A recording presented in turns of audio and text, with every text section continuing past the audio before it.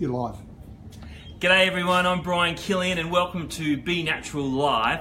So today what I want to do is I want to show you how to strengthen, how to tone, and also how to stretch your calf muscles.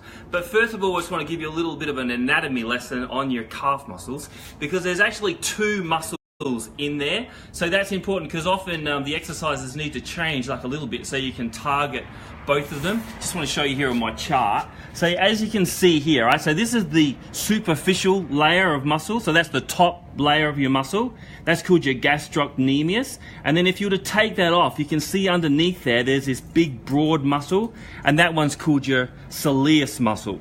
So there's two muscles, your gastrocnemius and your soleus. Now the function of your calf muscle is twofold. Obviously it's about movement. Alright, so what it does is it initiates your movement. So it gives you your propulsion. So when you're walking, it's all about propulsion to start with.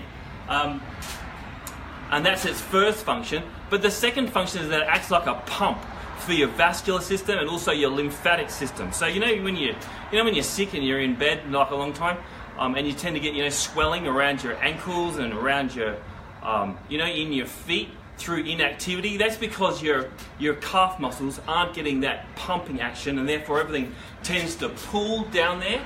So all of your fluid, just with gravity, tends to go down there. It all like hangs down there. So you need that calf muscle flexion to pump it all back up. So that's why also, when you're on the aeroplanes, they get you to do those exercises, up and down and moving around. The reason why you're doing that is because you want your calf muscles to pump, act like a pump, like a heart, and pump it all the way up and out of you. And actually, just for a little bit of general interest, the word soleus in Latin means heart. So thus the connection with it, working like a pump. Anyway, enough of that. You probably want to know actually what to do, so let me show you what to do. I'll find a spot over here. Just got a plane going past, so bear with us with the noise. Okay, so if you're going to strengthen up your calf muscles, there are two exercises that you need to do.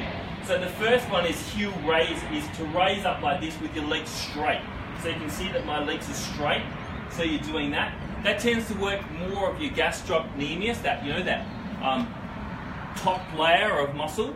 So you do them. You can do them, one at a time if you're feeling particularly strong, but you just do them until you get to failure. And the idea is to do them on a lip like this, so you can drop your heels down and then you can lift right up to the top. Alright, so you want to get that full range of motion going there to get the best workout for that particular muscle. Now this is the bit that often people miss out on. So they just do that one and then that's it. But what I think is really important is you put a bit of a bend in your knee. Alright, so then that targets that soleus muscle, that deeper muscle. And then you still do the same action, but you do it with a bit of a bend, as you can see there. And you'll feel that probably more so like in that deeper layer of muscle, and maybe even a little bit more in your Achilles tendon as well. All right, and again, you just do them until you can't do any more, really is the best way to do it. You can load yourself up with some weights if you need to, but really just your body weight, I think, particularly if you load up, one leg at a time, is going to be ample for the majority of you watching today. All right, now how you stretch it, let me just show you how to stretch it. So I'll just come over here and use the wall, and it's the same, it's the same principle. So we've got to use straight leg first, so maybe show you that one first. So straight leg, looking at my heel down. See, I've got my heel down hard onto the ground, and my hip is like pushing forward like that, so I can feel that quite strongly through my calf muscle and into my Achilles tendon. So hold that for a little while.